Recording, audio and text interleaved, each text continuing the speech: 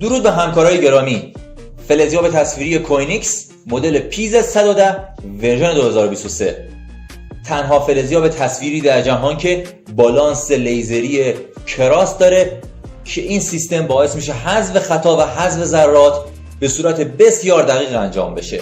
تنها فلزیاب تصویری که داخلش در این قسمت از سنسور EPG 7000 ویتری استفاده شده که مهمترین جزء هر فلزیاب تصویری سنسورش هست.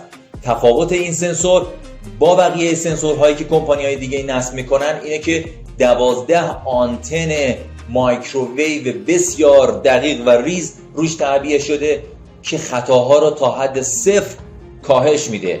سنسورهای دیگه که در بقیه دستگاه استفاده میشه معمولا 1 یا 2 آنتن ضد نویز دارن و نه 12 آنتن ضد نویز. از ویژگی‌های مهم دیگه این دستگاه صفحه نمایش دیجیتالی که میتونه مود اسکن رو به شما نمایش بده. اسکن اتومات، اسکن دستی، حافظه ذخیره سازی و گزینه مخصوص ارسال تصاویر ذخیره شده یا آنالیزهای ذخیره شده به تبلت و لپتاپ. این دستگاه تمام آنالیزهای زمین رو به صورت لایو و ریل و لحظه‌ای و آنی به لپتاپ، تبلت و یا گوشی ویندوزی شما ارسال میکنه و با نرم افزار اختصاصی که وجود داره میتونید آنالیز لحظه‌ای زمین رو ببینید و ذخیره کنید. باتری شارژی داخلی داره که با یک بار شارژ 18 ساعت مداوم جواب میده.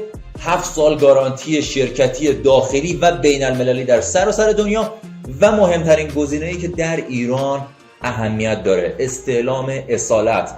میبینید که دستگاه‌های مختلفی تولید میشن به اسم آلمان، آمریکا و منتها یک آدم هوشمند میتونه یک کاری برای استعلام اصالتش انجام بده. توصیه ما به شما اینه که دستگاه رو از هر جایی خواستین بخرین.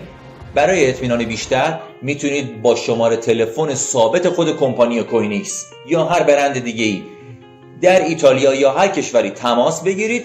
سریال هک شده پشت دستگاه رو از زیر لیبل هولوگرام بردارید، به صورت تلفنی براشون بخونید و استعلام اصالت رو بگیرید و با اطمینان خاطر تهیه کنید. تحویل ما در ایران، افغانستان، دبی و استانبول هست.